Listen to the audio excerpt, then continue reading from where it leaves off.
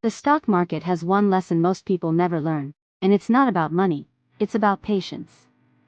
Here's the crazy part: if you missed just the 10 best days in the market over the last 20 years, you'd have made half as much as someone who just stayed in. Most beginners panic during drops, but long-term investors? They know those drops are where the growth comes from. So what does the stock market really reward?